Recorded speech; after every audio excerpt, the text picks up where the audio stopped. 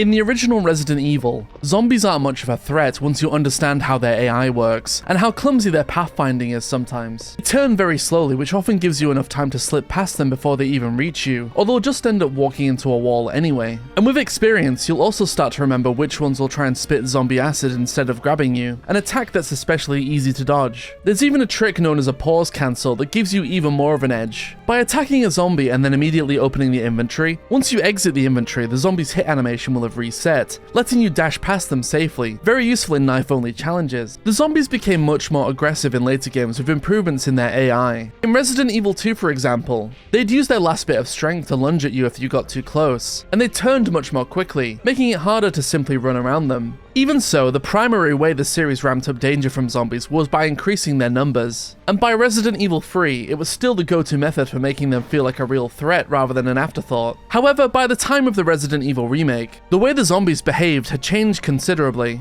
and affected how the player approached them. They were no longer the slow, mindless enemies from the original game. These zombies had improved pathfinding, could turn faster, and even use staircases. Revolutionary stuff. Simply leaving a room to avoid them wasn't always a guarantee of safety either. They could now move through the mansion on their own, even opening doors to follow you. And most importantly, when you take them down, their bodies don't just vanish. Even after you leave and return to the area, it's in your best interest to burn them, or at least pray for a critical hit. Because if you don't deal with them properly or plan ahead, the consequences can be very, very severe.